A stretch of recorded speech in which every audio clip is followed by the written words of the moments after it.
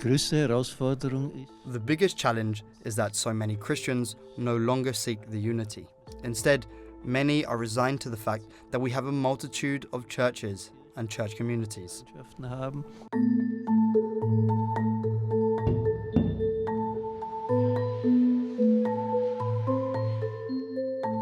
The unity of the Church is still exposed to numerous dangers today. Time and time again, difficulties also arise in dialogue within the Christian community. Not only the war between Russia and Ukraine is currently straining the relationship between the Catholic Church and the Russian Orthodox Church, but the dialogue with Coptic Christians has also become more difficult since representatives of the Coptic Orthodox Church announced in March that they have decided to suspend the theological dialogue with the Catholic Church. This decision goes back to the publication of Fiducia Supplicans, a document in which the Vatican states that, under certain conditions, couples in same-sex and irregular relationships may also be blessed. A lot of work to do now for the Dicastery for promoting Christian unity, but Father Hyacinthe Destivelle, who works for the Dicastery, is hopeful.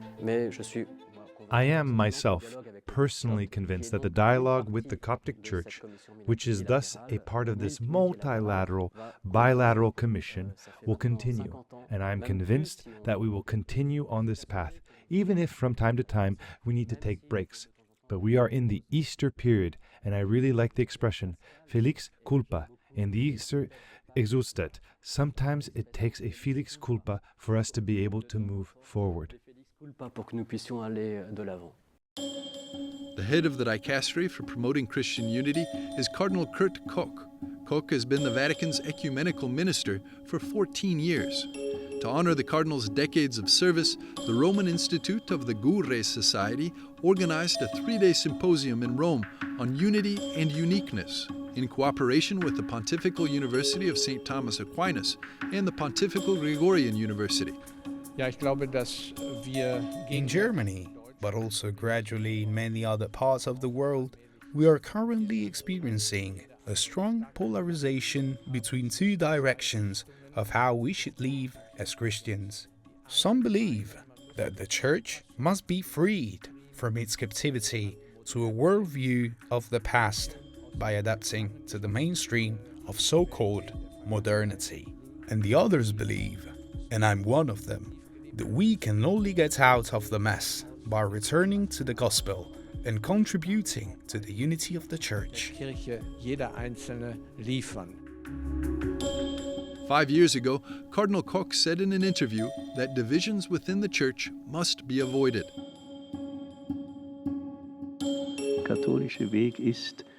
The Catholic way is to remain under one roof, under the roof of the papacy, the universal Church. That is also the reason why there are so many tensions, so many conflicts in the Catholic Church.